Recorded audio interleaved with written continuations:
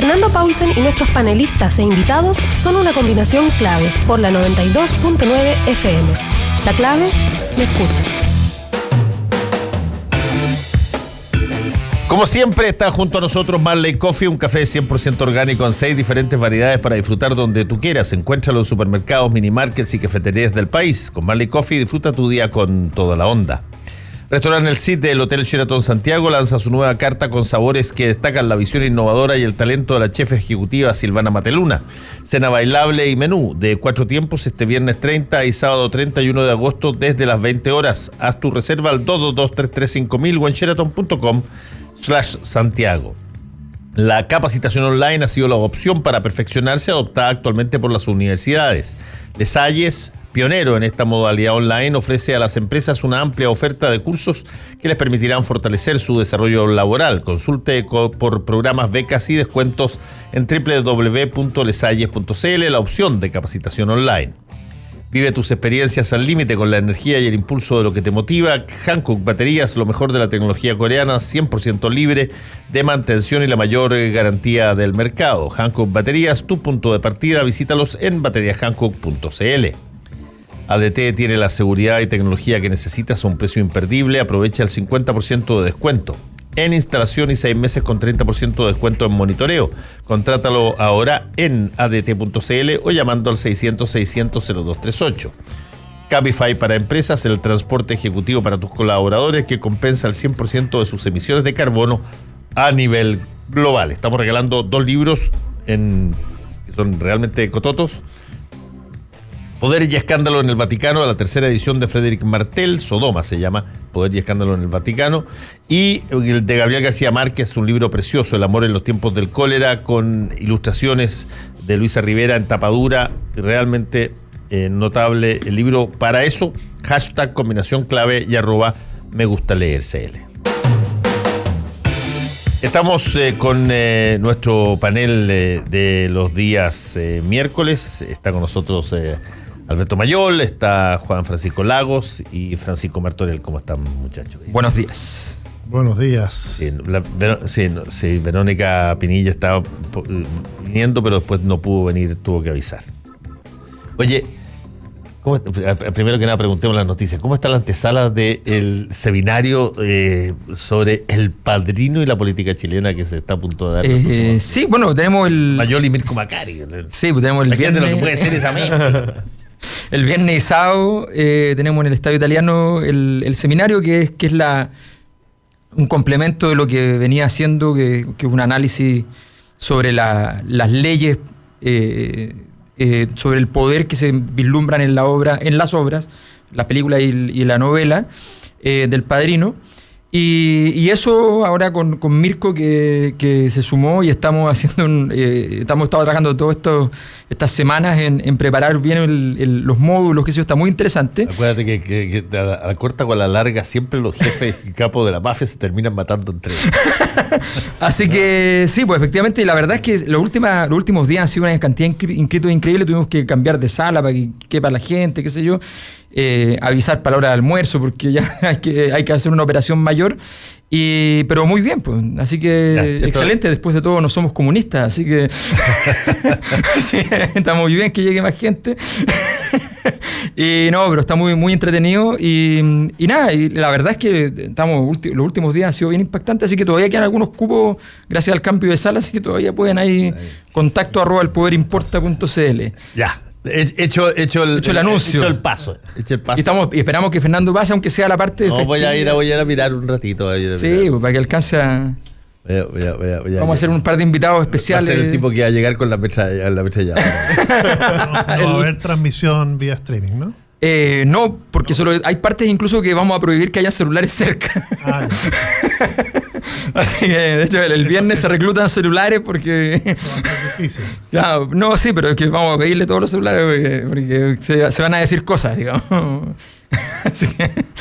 Oye, a ver, hay un lote de temas que están bien interesantes. No sé si que vieron, yo vi a Alfonso Suet, que estuvo anteayer o ayer en CNN, y que él planteó en esta frase que fue recogida por muchos, esto de que me preocuparía un país que lo empiezan a manejar 10.000 tuiteros, donde ha surgido una y otra vez esta idea de una dirección de gobierno asociada básicamente a cuál es el estatus en las encuestas. Lo planteó Jaime Belolio hace 2 semanas, lo han planteado varios otros también, y sale ahora el líder empresarial, Alfonso Suet, diciendo más o menos lo mismo. ¿Qué tanto asidero tiene eso? Porque en algún momento dado tú tienes... cuando diriges un gobierno, tú tienes una inercia de una máquina administrativa que tiene que seguir independientemente de la voluntad que tenga el presidente de hacer A o B. Tú tienes una serie de cosas que siguen por su propio movimiento, digamos.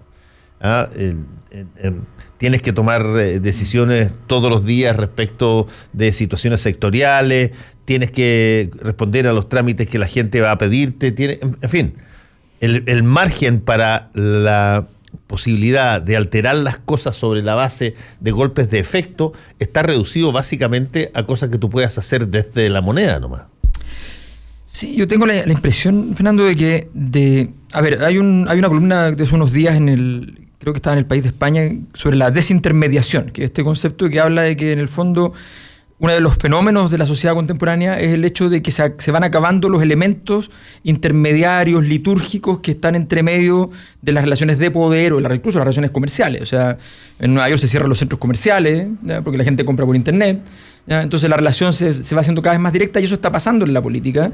Y los fenómenos de Johnson, Trump, Bolsonaro tienen que ver con esta relación donde los partidos políticos no importan, o son bypaseados, donde ese partido puede no tener prácticamente nada, o su grupo dentro del partido no es prácticamente nada, pero el caudillo es capaz de relacionarse directo, ¿ya? Desintermediadamente con algo que tampoco es la ciudadanía, sino que es la masa.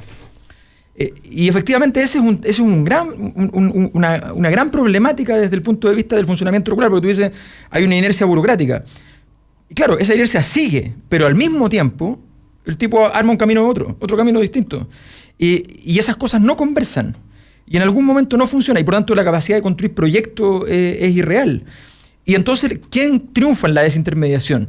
Triunfa aquel que es capaz de dar lo que yo llamo soluciones tribales a problemas complejos. O sea, que es capaz de decir, aquí somos amigos y enemigos, aquí las cosas son bien simples, ¿no? Eso que llamamos populismo, pero en realidad es una cosa más compleja, es dar soluciones que son de sociedades tribales, que la gente las entiende fácil, dice, claro, este es el problema, para una sociedad que es complejísima.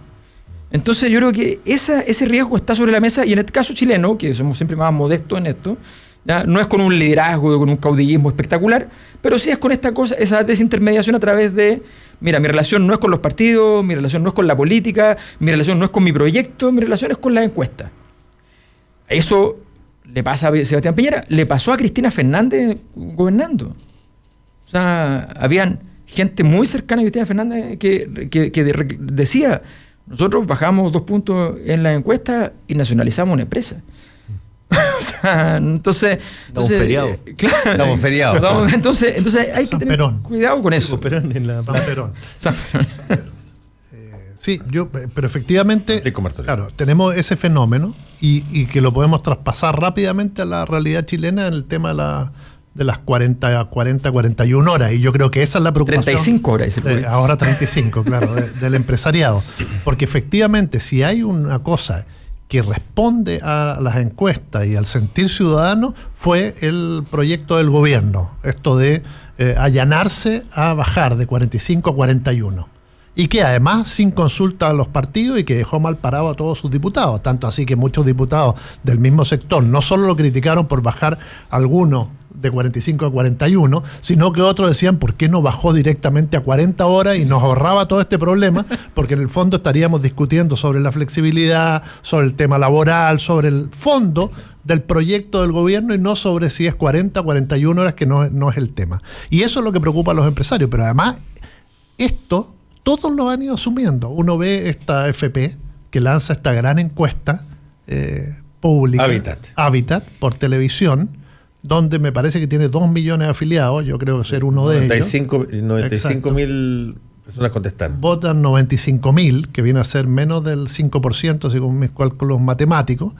De eso se habla de la mayoría silenciosa. Claro, y directamente dice, la gente quiere que sea la AFP, su AFP, sin cobrarle más, la que la administre. Primero, viene con una serie de falacias, ¿no?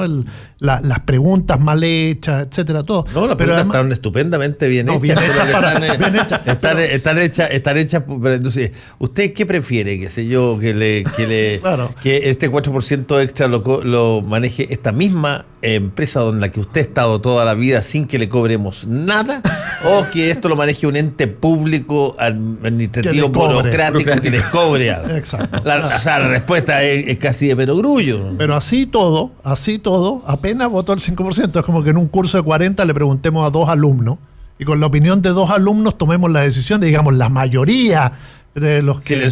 Silenciosa. Pero ese tenía un sesgo previo, que era solo podía votar gente que tuviera la clave, y además el 44% de la gente que está afiliada a Habitat no cotiza. Es decir, más que un sesgo previo, una trampa previa. O sea, un problema logístico importante que iban a tener, que evidentemente iba a ser una porción reducida de los afiliados. Igual podían votar los que... Ojo que había que tener clave, ingresar a la... Sí, pero todos tienen, o la gran mayoría tienen No. O muy poca gente tiene... Puede tenerla en 2 minutos si esto dura un mes. Sí, oye, déjame decirte otra cosa.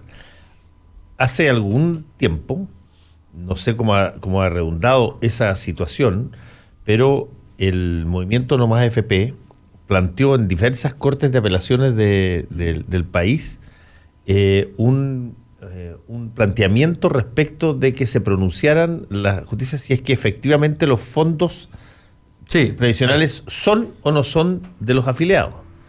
Y esa es una pregunta que todavía no ha sido respondida. Ya hubo en una corte... Hay un fallo en La Serena. El caso lo conozco bien porque el primer caso que se planteó lo hicimos yo con Daza, con Mauricio Daza. Entonces, la tesis central es efectivamente decir por qué me obligan a no poder sacar mi dinero si yo puedo obtener, por ejemplo, si compro un departamento con 50 millones en Estación Central, puedo obtener un rendimiento del 7-8% anual y esto me da un 4,5%.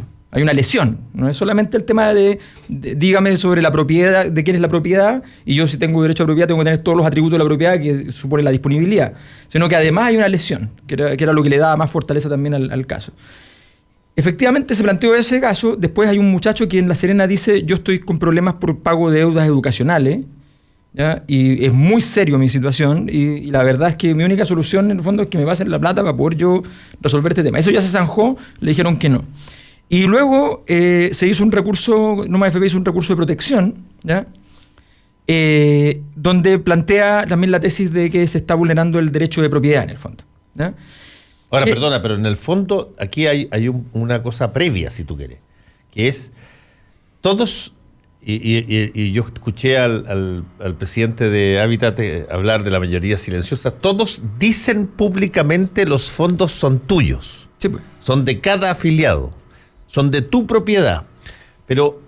Solo se pueden recibir cuando te mueres. Claro, exactamente, pero solo se pueden recibir cuando tú te mueres, digamos, porque están obligados a mantenerse controlados dentro de este sistema, y por lo tanto lo que tú llamabas las conductas asociadas a la propiedad, que tú puedas disponer de lo que es tuyo, no están dadas en el caso de las AFP. Y por eso es que se empieza. Tú no puedes administrarla, tú no puedes disponer. Pero hay una cuestión previa que es que el derecho a propiedad muchas veces tiene limitaciones por razones de bien común. Y en este caso son una de las cuestiones que se establecen. Primero, que hay obligatoriedad de ahorrar. O sea, si vamos al punto de fondo, hay que cuestionarnos si tiene que ser obligatorio ahorrar. Si es que en verdad no interesa el derecho a propiedad así como habría que reconocer que es un impuesto. El problema es que no pueden decir que es un impuesto porque iría un privado. No. Y el segundo es que yo creo que efectivamente se respeta el derecho de propiedad, pero que tiene algunas cargas. Por ejemplo, esta disminución o incluso eliminación durante un tiempo de la posibilidad de disponer de esos recursos.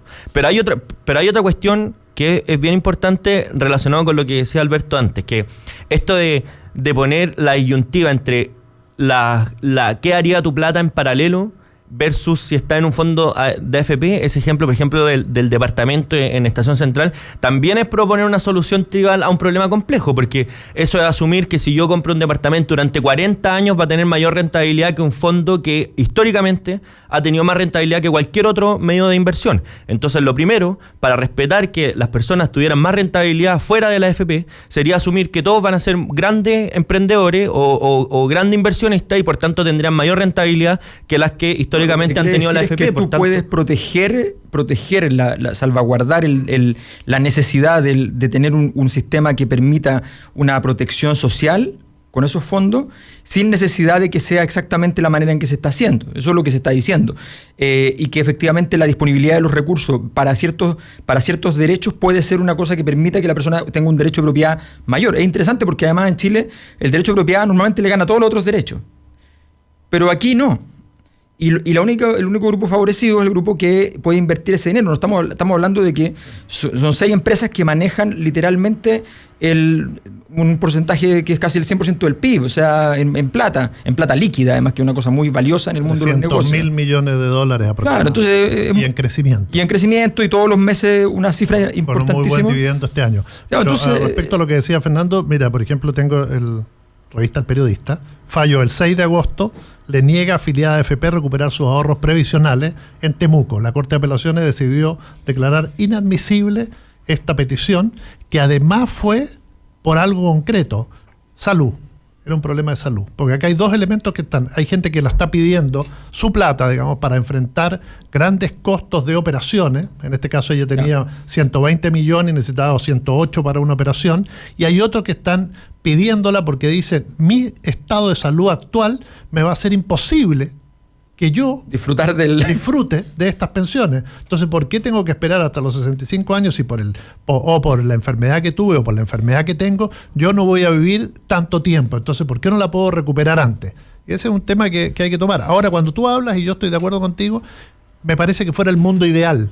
Pero cuando uno dice el 50% de los chilenos no está cotizando, y del 50% que está cotizando, un 90% va a recibir pensiones que son miserables, que va a ser la realidad por los sueldos que tenemos. Acaba de salir una encuesta que dice que el 70% de los el 70% de los chilenos, no, el 90% de los chilenos ganan menos de 750.000 pesos, que la mediana es de 400.000 pesos. Por lo tanto, la pensión que van a recibir va a ser casi parte del pilar solidario. Entonces, resolvamos este tema. Es decir, no sigamos en esta discusión de la isla de la fantasía, de que el sistema de pensiones es bueno. El sistema de pensiones puede ser bueno, como decía el benemérito nunca bien ponderado José Piñera. Puede ser un Mercedes-Benz, pero con los sueldos en Chile y con las lagunas previsionales y por la precariedad laboral y por todo lo que conocemos, finalmente lo que vamos a tener son pensiones de hambre. Entonces, algún día, ya sea hoy o dentro de 30 años, vamos a tener a miles de adultos mayores protestando en las calles y haciendo lío, encapuchados, pidiendo que le resuelvan el problema. Y te aseguro que ahí un presidente va a ver la encuesta, y volviendo al tema de la encuesta, va a decir: chuta, estos adultos mayores además son todos los que votan, va a agarrar todos esos fondos de pensiones y los va a hacer estatales. El 50% no le va a quedar otra. De los pensionados para el 2030 va a estar con la pensión mínima solidaria. Entonces, esa estadística una estadística lo vi en un artículo de La Chile. O sea, estamos hablando de que efectivamente se estima que entonces la pensión mínima, y además la pensión mínima solidaria, es una pensión que en el fondo te está escondiendo el otro fenómeno, y es que el Estado está gastando plata en pensiones, mucha plata, ¿no? Y no recibe nada de la cotización. Entonces hay un problema allí, y finalmente todo este sistema tiene que ver con el hecho de no poder retirar, tiene que ver también, o no retirar parte, no poder hacer alguna cosa en caso de emergencia. O sea, cuando tú tienes problemas en un país donde tienes otros derechos que están desprotegidos, como salud, por ejemplo, y tienes una situación como esa, está bien, tú dices, ya, pero es que esto no se puede porque desprotegería la pensión. Sí, pero esta persona está en una línea divisoria, o sea, se va a morir, y es su plata. Hay varias situaciones donde, de hecho, el Estado te protege contra ti mismo. Claro. Por ejemplo, en términos de un mundo liberal, digamos, ¿por qué me tienen que obligar a que yo use cinturón de seguridad? Exacto. Sí, o casco en las motos. Si es que, oye, es mi voluntad y yo corro el riesgo y desde ese punto de vista no afecto a nadie, ¿por qué el Estado me tiene que obligar a protegerme de mí mismo? Exacto. En el caso de las pensiones se produce una situación hasta cierto punto similar. Te dicen, mira, la plata es tuya, pero no la puedes sacar para cualquier cosa ni en cualquier momento, porque si no, eventualmente te vas a quedar sin plata y por lo tanto esto no va a terminar en pensiones. Así que tienes que esperarte hasta los 65 años que te demos 300 lucas. O sea, porque lo razonable es que las personas privilegien el consumo inmediato que el consumo futuro. Por eso se establece la obligatoriedad. Sí, a propósito de José Piñera, en un libro que escribe, una de las cosas que dice es que se discutió esto. Sí, aquí hubo un conflicto entre liberales y conservadores, en el sentido que los liberales dicen que cada uno tiene que hacer con su plata lo que quiera. Y si quiere ahorra en pensión y si no quiere no ahorra en pensión. En cambio, los conservadores creen que el Estado está para el bien común y por tanto es necesario que muchas veces restrinja otros aspectos, otros derechos de libertad por una razón de bien común. Porque ¿cuáles son las consecuencias de privilegiar el consumo presente? Que es que muchas veces, por razones muy sensatas, no sé, por ejemplo, imaginémonos, porque tú mencionaste un caso de salud ya, pero ¿por qué no la persona que queda sin trabajo también? ¿O por qué no la persona que tiene un hijo enfermo? Y así podemos establecer 1000 razones muy razonables que nos permitan privilegiar el consumo inmediato.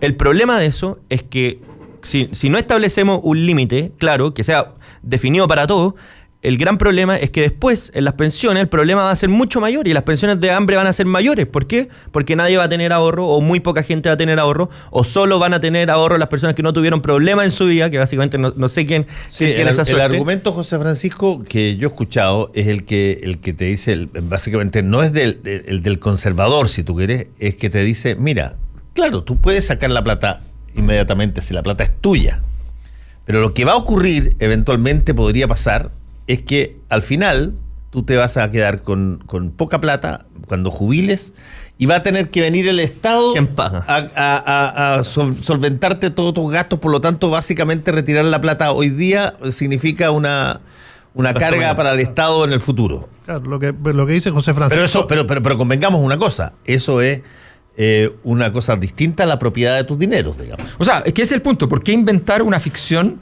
tan magistralmente evidente? O sea, de por medio lo que está en juego es decir, para evitar probablemente en su momento establecer que la cotización era un impuesto, para no decir que estaban cobrando un impuesto, dijeron que era tuya, que era tu ahorro. Se quedaron presos de esa y están presos de una ficción, si es una mentira. Obviamente esa plata no es tuya porque no puedes disponer de ella, nunca, no cumple ninguno de los atributos de la propiedad. Entonces, y la ironía más grande es que efectivamente sí está disponible para ti cuando te mueres.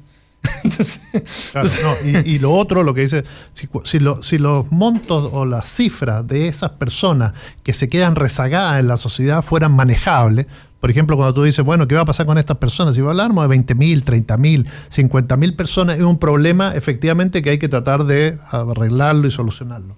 Pero no estamos hablando de 50.000 personas, estamos hablando que la mitad de los pensionados en 30 años va a tener pensiones que van a ser financiadas por el Estado o de hambre.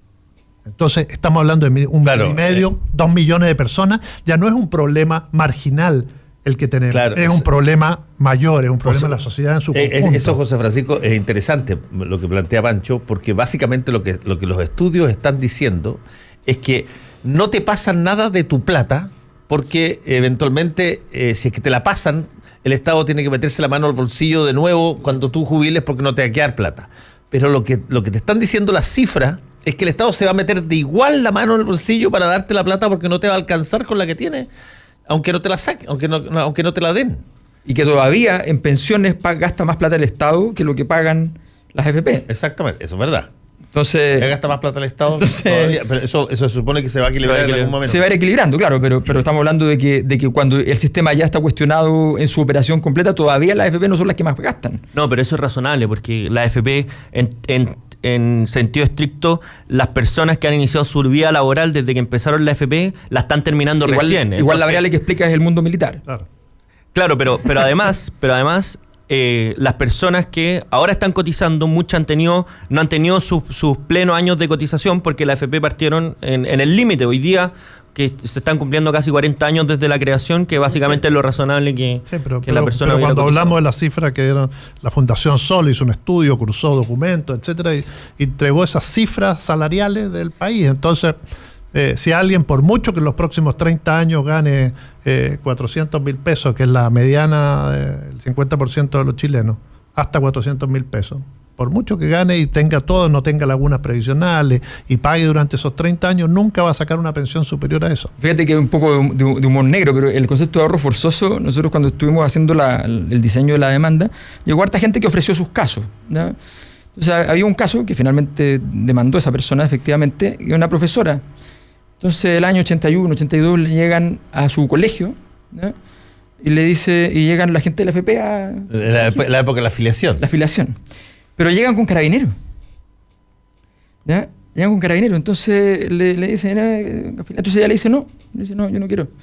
¿Por qué no quiere? Porque la verdad es que conozco hartas personas de esposas de gente de militares, y ellos no lo van a hacer y no quieren, dicen que no conviene. Entonces yo me quedo en esto. Entonces la FP mira al carabinero dice, señora, tiene que firmar, le dice. Y tuvo que firmar, pues, o sea No, me está weando. claro, estaba contada la historia en la demanda, ¿sí? O sea, No, pero mira, yo me acuerdo del proceso de filiación, que era una cantidad de gente que se metió a hacer personas agentes de filiación, y te llegaban, pero telefonazos por cualquier cosa, y siempre había un amigo o un amigo de un amigo, claro, que te recomendaba de que aquí, allá, y que te afiliaras, y que esto era...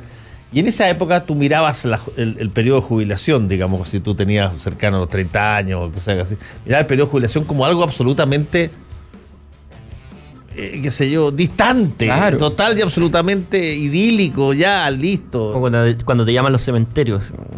Claro. bueno, pero es que y la diferencia entre las formas de afiliación era fantástica, porque otro demandante, una persona que era del sindicato del Poder Judicial, y contaba que a ellos los llevaron a un palacio, arrendaron un palacio, hicieron un catering en medio de la crisis, o sea, una cosa formidable, whisky, qué sé yo, langosta, ¿ya? Y les presentaron el proyecto y qué sé yo, y todo en la fiesta y fascinados, digamos, fueron a promover esta idea en el Poder Judicial. O sea, había un diseño de que a cada lugar, como se pudiera, pero eficiencia total. Hacemos una pequeña pausa y volvemos. Volvemos con combinación clave. La clave me escucha. Hay pocas cosas más ricas que compartir un brunch familiar. Sábados y domingos de 3 a 16 horas en Restaurant El Cid. Disfruta un sabroso menú con variadas estaciones, coctelería con espumante, bebidas gaseosas ilimitadas y espacios para que los niños jueguen. 32.900 pesos IVA incluido por persona. 50% de descuento para niños de 4 a 11 años. Reservas al 222-33-5000 o en sheraton.com/Santiago. Él es Manuel Espinosa, ME3000 para sus compañeros, Emito para su mujer y Papi M para sus hijos. Él tiene toda la tecnología que un trabajador querría en su cuerpo, en su mente y en su trabajo, porque Manuel trabaja en ADT. Contar con la mejor tecnología en seguridad no sería nada sin lo mejor de cada uno de nuestros profesionales. ADT, siempre presentes. Contrátalo en www.adt.cl o llamando al 600-600-0238. Si estás en busca de capacitación online, en Les Salles, un instituto reconocido por prestigio, trayectoria y seriedad, encontrarás cursos con beneficios Sense al servicio de tu desempeño laboral y proyección profesional. Conoce nuestros programas de capacitación dirigidos a las distintas áreas de la empresa. Revisa nuestra variada oferta de temas, duración, valores y descuentos. Todos con código Sense en www.lesalles.cl o contáctanos al fono 22 59 76 600. Fernando Paulsen y nuestros panelistas e invitados son una combinación clave por la 92.9 FM. La clave me escucha.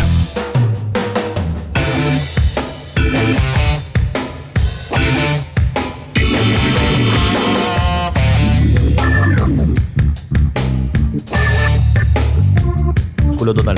Empieza tu día con toda la energía natural de Marley Coffee, un café de grano orgánico molido al instante con leche descremada. Prueba el sabor de Marley Coffee en sus dos exquisitas y variadas mezclas de máquinas self-service, expreso, chocolate fuerte, té chai y otras bebidas calientes te esperan para recargar tu día. Con Marley Coffee disfruta tu día con toda la onda. Sheraton Santiago te espera en su happy hour con la mejor vista de Santiago. La fiesta del pisco se toma 21 bar más lunch con creativa coctelería, estaciones de comida, música DJ de los 80 y presentación del doble de Freddie Mercury. Todo esto con la producción de William Geise.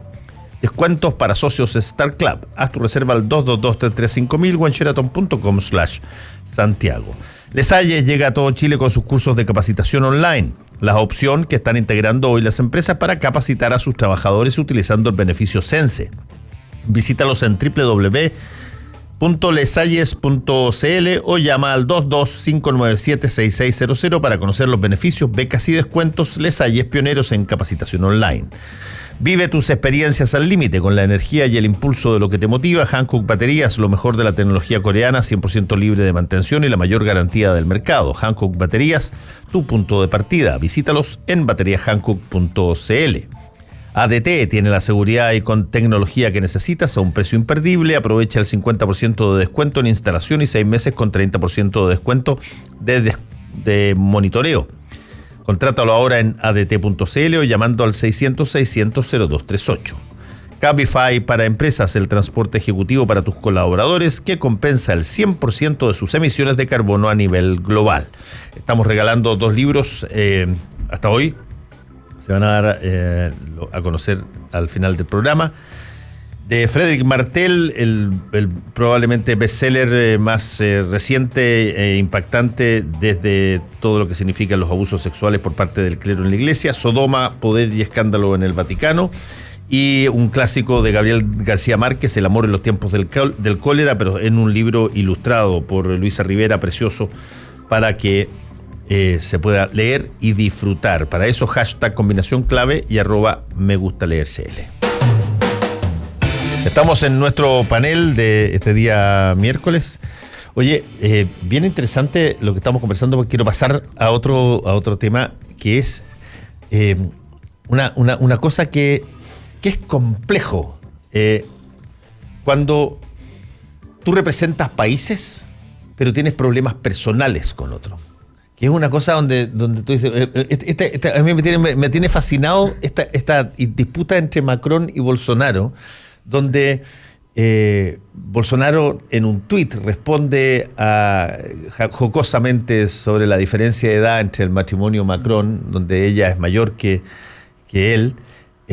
Macron se enoja y le responde al comienzo de la reunión del G7.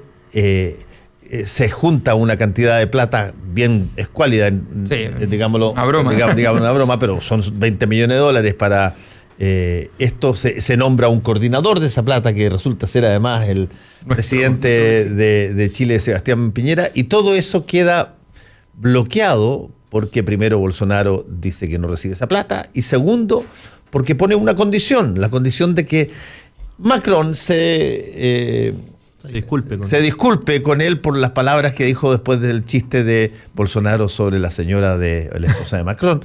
Y por lo tanto se ve aquí una cosa, pero lo más parece como de claro, si Macron no fuera francés, uno diría esto es una típica pelea que hay entre, qué sé yo, latinoamericanos. Si el Amazonas no se estuviera quemando, hasta nos reiríamos. Exactamente, pero hay una mezcla aquí de decir el Estado soy yo te acepto si es que tú me das disculpa, o yo te doy si es que y eso no lo dice el francés, lo dice el brasileño. Entonces, no, es bien, y además que dejan a Piñera en una situación complicada. Ahora sale una declaración conjunta de Sebastián Piñera con Bolsonaro, diciendo ambos que los dos en el fondo concuerdan en el respeto de que toda la ayuda tiene que hacerse en respeto a la soberanía. Entonces Bolsonaro se sale con la suya, Macron, que estaba súper amigo de Piñera, debe estar un poco molesto. O sea, la ecuación no da es por una ningún- cosa muy rara. Quiera queda cerca de Trump y Bolsonaro. Exacto. Y se aleja un poco. Pero depende del día Macron. eso. Claro. Depende de Ahora eso puede cambiar En 2 horas. en la tarde. Pero lo fascinante, si tú quieres, desde el punto de vista de la política internacional, es que uno siempre tiene la sensación de que estas son puras cosas protocolares, que está todo preconfigurado, que estos personajes actúan siempre con razones de Estado y que, qué sé yo. No. Los tipos, entiéndeme, es...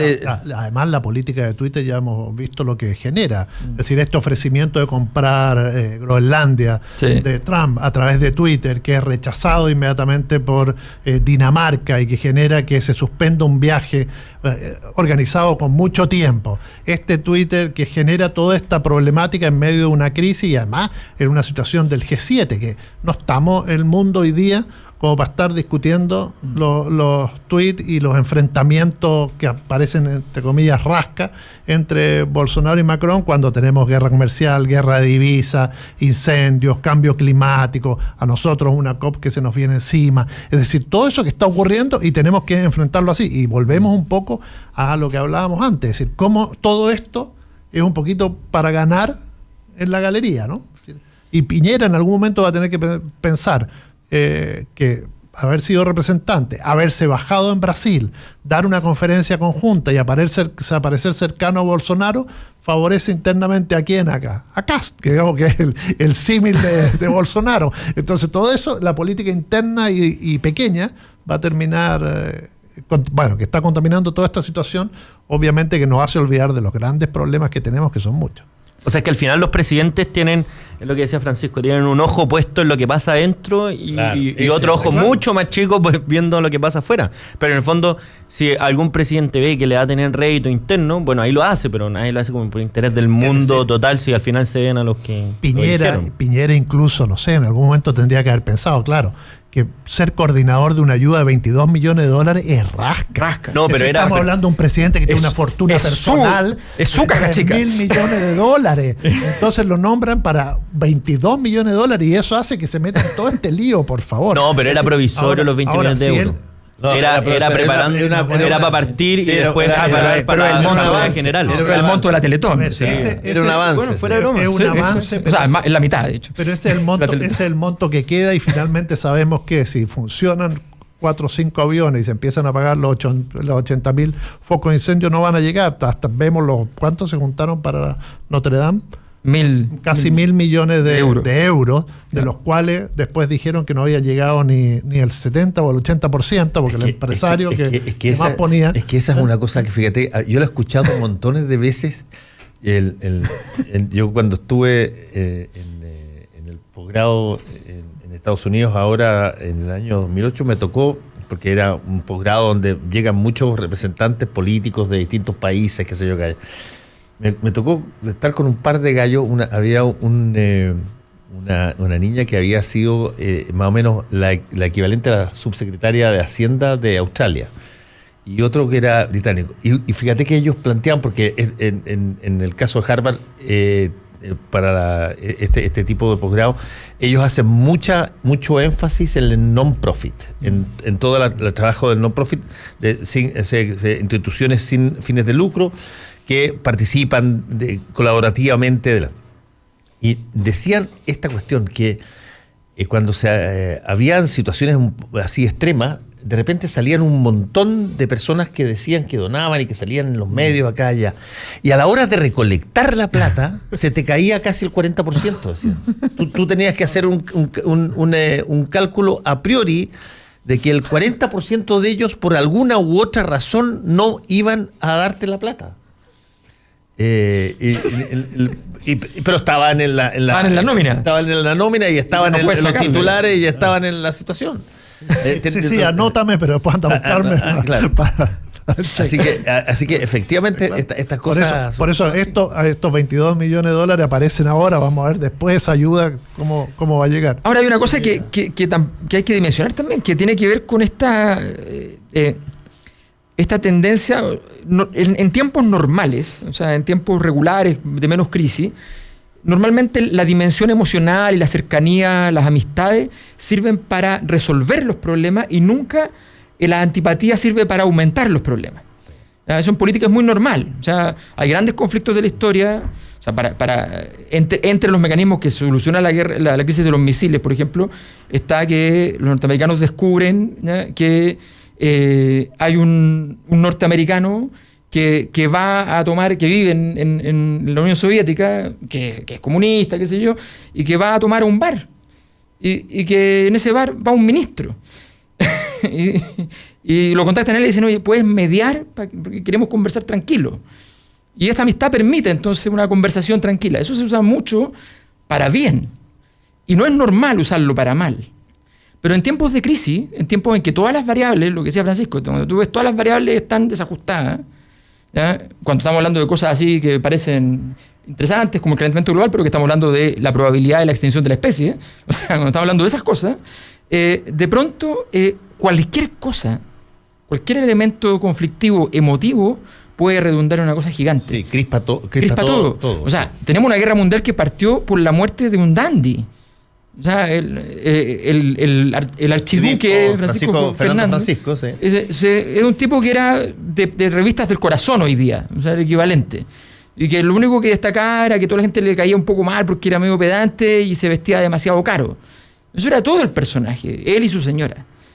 Y esa muerte termina en la Primera Guerra Mundial. Pero a nadie le importaba el tipo, pero no importa. Entonces hay que tener ojo, cuando todas las variables empiezan a confluir, cualquier cosa puede terminar siendo un factor relevante. Y eso yo creo que lo estamos viendo todos los días. Y sin estructuración, o sea, lo que le pasa a Sebastián Piñera le está pasando mucho a todos. Nosotros somos un país chico que tenemos que administrar esos problemas. Entonces, no, que mientras estaba allá mejor sí, con Macron. Pero Bolsonaro, si se enoja, también se me desarma el mundo porque tengo que ir, porque eso me llegó la orden de Trump. Y Trump está medio enojado conmigo porque hablé con los chinos, ¿ya? Y los chinos están enojados porque volví a hablar con Trump. Entonces, y no hay como armarlo eso. Es súper. Y además no depende nada de lo que haga o no haga Chile. No, era una variable demasiado chica. Claro, ahora, si Chile fuera un país con una cancillería equivalente a Torre Tagle, Sí. el peruano, o Itaparí, ¿cómo se llama? La brasileña, que son cancillerías estables, o las europeas, que son cancillerías estables, permanentes, que te siguen, que acompañan al presidente y lo dotan de información y de análisis serio, permanente, donde sus principales ministros son funcionarios de carrera histórico, donde no entran de acuerdo al gusto o disgusto del presidente o la presidenta de turno. Son ciudadanos internacionales. Claro, Toda la Cancillería. claro, exactamente. No y por son- lo tanto, el presidente de la República le tiene confianza a su Cancillería porque es profesional históricamente. Tú puedes armonizar una cosa así, pero cuando tú tienes una Cancillería que funciona a dedo de acuerdo a cómo amononamos el cargo y tienes una dificultad en creer o en confiar en la asesoría de personas que entran y que salen en cualquier momento, claro, el presidente está solo, po. Sí. Y se enfrenta a este tipo de veleidades básicamente con sus pulsiones individuales, ¿no? Y además Fernando, que es un caramelo, es decir, él ve a su contrincante, a la presidenta Bachelet o expresidenta Bachelet en el mundo, en foros internacionales, y esta era una posibilidad de, invitado al G7, además salir con algo, pero ahí está donde hace el cálculo pequeño Piñera. Algo como eso, coordinar este fondo, es muy poco, es muy rasca. Y además le entraña una serie de riesgos. Ya, pero ahí es la donde... alternativa, cuando se lo ofrecen, de decir, saben que no, yo no lo hago, No, claro, no es existe. peor. Yo creo que creo que en las reuniones privadas siempre tienes posibilidad de decir, oye, ahora lo que pasa es que le dijeron usted el que es más cercano a Brasil, Sí, pues el país más de la cercano a Brasil, zona, exacto. va a ser más visto. No tiene, yo creo que no tenía ninguna posibilidad, además que él inmediatamente cuando le dicen esto, él visualiza a ver cómo puede aumentar la capacidad de injerencia dentro de esta no voy a posibilidad. engrandecer la figura de Ricardo Lagos, pero si le pudiste decir a Estados Unidos que no, en la guerra de Irak, ¿cómo no le va a poder decir pero es que al era- G7 que es que no era quiere otra ser cosa. coordinador de Es un que era- fondito? es que era otra no, por cosa, eso, era pero, otra cosa, pero no. le puedes decir que no. Lo que pasa es que ahí tiene que ver con justamente lo que decía Fernando. O sea, cuando tú tienes una... A ver, la Cancillería chilena es una Cancillería que tiene conexiones internacionales. Sí.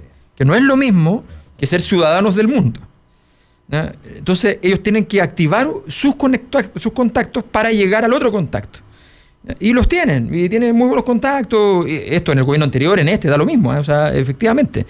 Heraldo Muñoz tiene súper buenos contactos, pero tiene contactos. No está en el mundo.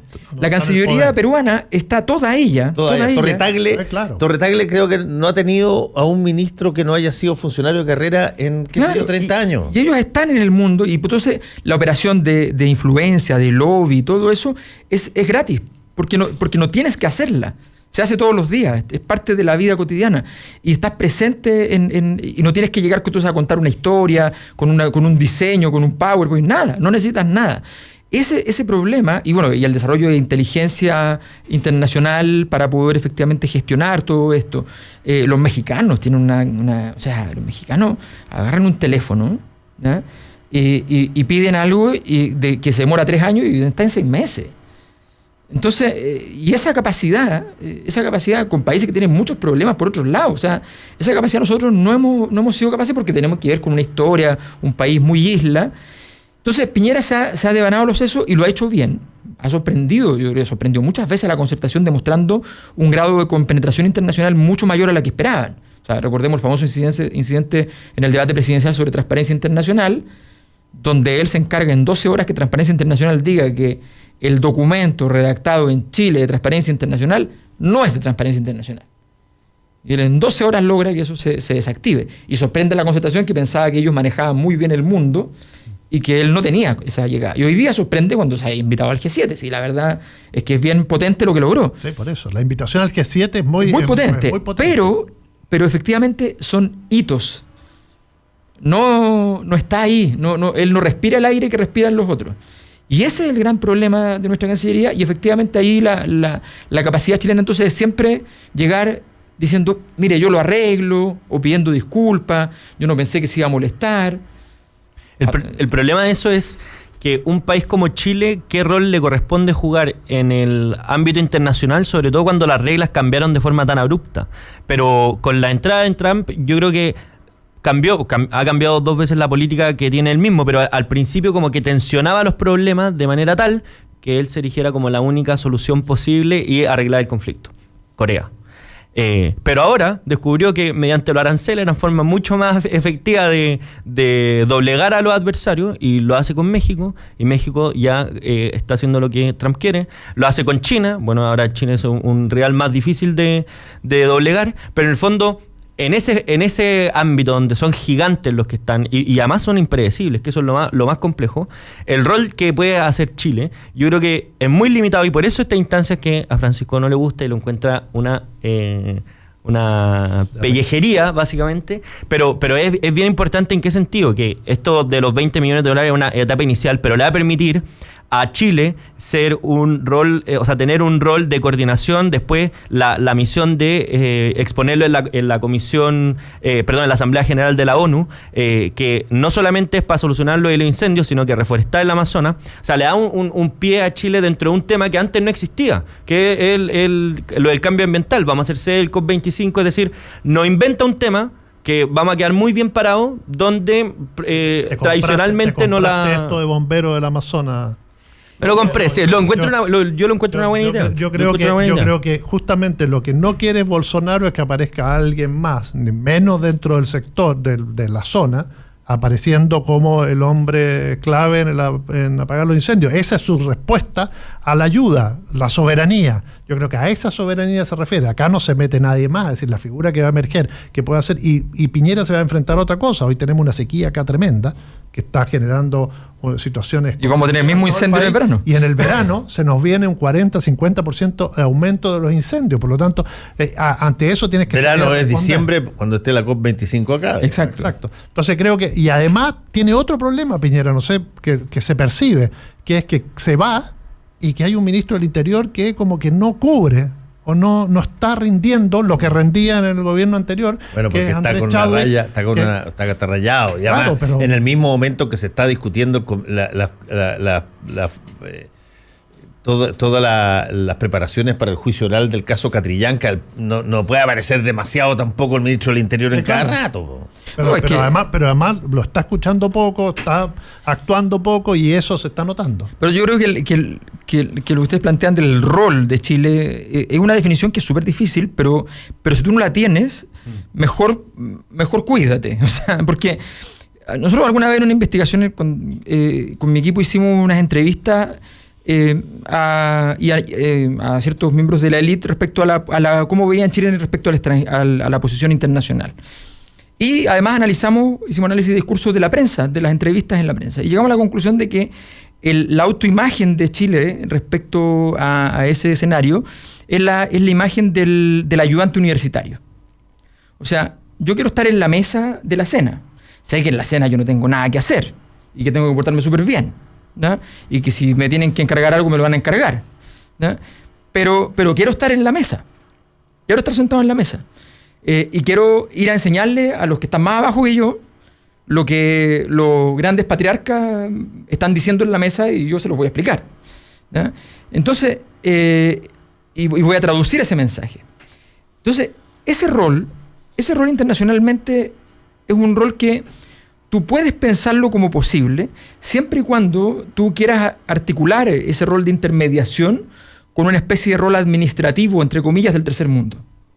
O sea, ser un poquito, meterte en la capacidad de establecer relaciones con el tercer mundo que permita que tú, de alguna manera, yo te voy a ayudar a conectarte con yo te voy a ayudar a esto otro, yo llevo esto. Ese rol no es nada de malo, pero ese rol Chile no es capaz de cumplirlo. Y no se ha diseñado así, solo se ha diseñado la primera etapa, que es estar en la mesa, y al día siguiente volver a tu casa y disfrutar y contar que estuviste en la mesa. Entonces, ¿qué es lo que pasa con un Sebastián Piñera que ya le pasó con Venezuela, que se la jugó toda y de repente se acabó el tema? Y ahora entonces me meto y me la juego todo por el Amazonas, y lo más probable es que en 2 semanas más ya el Amazonas no exista en su agenda. Al final, cuando la vez siguiente que se mete en un tema súper interesante, que le puede molestar a gente, le puede gustar a otros, pero es un tema interesante y de altura internacional, nadie lo va a pescar porque va a decir, bueno, si esto, esperemos 2 semanas. Sí. En todo caso, yo insisto que estos son problemas que nosotros necesariamente vamos a importar, porque se va a hacer la COP25. Sí, por supuesto. Hablar todo el tiempo de eso. Y yo creo que debe preocuparle al gobierno eventualmente lo que pueda salir de esa situación, porque aquí va a haber una copa alternativa, va a haber movilización, va a tener una situación incómoda para el gobierno y van a haber empresarios enojados. Y van a haber empresarios enojados y por lo tanto hay que tener discurso y hay que tener planteamiento frente a eso. Y además tienes que llegar con capacidad organizativa, ni siquiera está el financiamiento para... Todavía están ahí recolectando, pasando el platillo. El otro día le pidieron entre otros al Consejo Minero que pusiera alguna de las lucas y generó un rechazo absoluto en las ONG medioambientales de cómo le pedían plata a los mineros para el tema de la COP25. Creo que hay un montón de cuestiones que se van a jugar. No es fácil el tema. Claro, no es fácil. Es decir, primero la parte organizativa. Es decir, nosotros estamos corriendo contra el tiempo. O sea, es que yo creo que ahí hay pero se decidió que esto iba a ser básicamente ahí en Cerrillo. Sí, en Cerrillo. Cerrillo, ¿no? Claro. Pero imagínate la logística de eso. O sea, son miles de personas todos los días que tienen que transportarse después con temas de seguridad de por medio. O sea, en medio de movimientos ecoterroristas y qué sé yo. No sabemos si son realmente ecoterroristas, pero ahí está la posibilidad. Al menos algo pasó. Al menos algo pasó y donde tienes que transportar y donde cualquier cosa que pase al más mínimo funcionario, no hablemos de los grandes funcionarios, hablemos del tercer secretario del ministro de no sé qué cosa, qué sé yo, que le pasó algo, va a ser tema igual. Entonces, es un desafío. O sea, nosotros tenemos COP y APEC, es una cosa así. Entonces va a ser un fin de año donde se juegan todas las cartas y Piñera le pasa esto normalmente, esta cosa de que es como esa cosa que Hegel llamaba las ironías de la historia. O sea, todas las cosas que en el fondo quisiera producir activamente, vamos a decir, Bachelet, ¿no? Cuestionémonos el modelo de prestaciones sociales. 2010-2014, Piñera. Cuestionémonos ahora el modelo ambiental. Todas esas cosas que Bachelet intenta hacer activamente, Piñera las hace porque sí, no es ni diseño, tampoco es que le ocurra por mero accidente, pero finalmente le ocurre que efectivamente cuestiona y todos los que están allí diciendo, pongámoslo porque es más conservador y mantiene las cosas más tranquilas, al final el entregable, oye, tenemos que hacer la descarbonización un poco más rápido, o sea, entonces, es bien interesante como personaje, que no es que busque eso, pero le sale. Sí, en todo caso, va a ser un interesante fin de año, porque hay que recordar que este fin de año es el fin de lo que teóricamente se es la luna de miel. Esa luna de miel donde no tienes elecciones. Espérate, cuando empieza el input feroz de la presión de los partidos por los cupos y de las cosas. Yo estoy viendo, por ejemplo, algunos parlamentarios cómo se matan entre ellos porque se saben que van a competir en la próxima elección o para la gobernación. Están los gobernadores, para la gobernación regional. Hay un señor, no sé, Weinbrandt o no sé cuántito, que se llama así, Weinbrandt. El Ceremi. De los Lagos. Que está entreverado en una discusión por Twitter, pero feroz con Iván Moreira, que son parte de la misma coalición. Pero ahí me huele de que en algún momento se está tratando de bloquear la posibilidad de una carrera parlamentaria. Es por el tema de la escultura de Sentado frente al mar. Sentado frente al mar de Puerto Montt. Claro.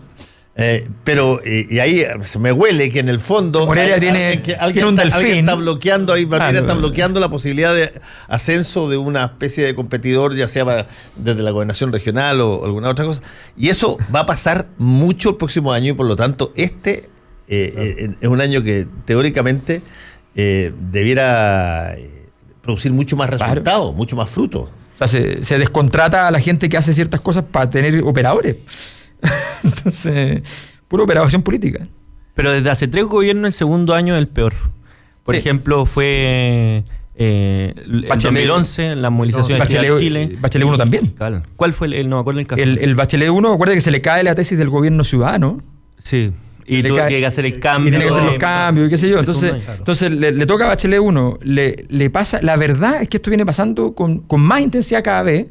¿Ya? Pero le pasa a todos, o sea, incluso le pasó a Lago, que tuvo un segundo año que lo resuelve con el tema del no a Estados Unidos. Claro, es que el tema de la luna de miel siempre es la mesa de mesa, digamos. El primer año es la luna de miel, el segundo año es como el año en que puedes aprobar tu proyecto. Hacer todas las cosas. Pero es que eso revela la falta de proyectos. Si el segundo año fracasa es porque los gobiernos no son capaces de meter sus proyectos.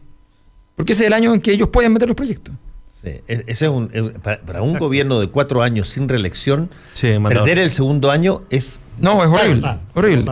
Por eso que yo creo que están tan acelerados ahora Blumel y todos los demás en empezar a agilizar las cosas antes de... Y Sebastián Piñera no leyó que la importancia política desestructurante de la confianza pública con el caso Catrillanca sí le afectaba mucho al gobierno y que eso le marcaba un antes y un después.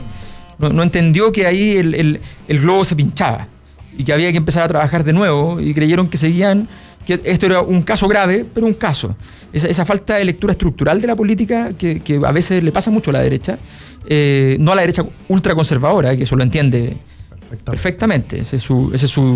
En eso, esos grupos y los sectores de izquierda se parecen mucho en leer la política muy estructuralmente. Entonces, ellos se dan cuenta, pero a Sebastián Piñera le pasa normalmente que no se da cuenta cuando el aparato no está activo. Toma decisiones y la decisión sale de la ventana y se cae. De hecho, no hubo ningún punto de inflexión después del Catrillanca, hasta mucho tiempo después cuando pasó el cambio de gabinete, pero sin ninguna relevancia respecto a ese tema Ganaron oxígeno, pero no es un punto de inflexión. Y ahora vamos a ver cómo repercute con la preparación del juicio oral. Estamos ahí, van a salir, yo creo que van a salir filtraciones y un montón de otras cosas ahí. Atenti. Gracias, Alberto, José Francisco. Muchas gracias. Muchas gracias, Fernando. Gracias. Volvemos con combinación clave. La clave me escucha. Disfruta tu mañana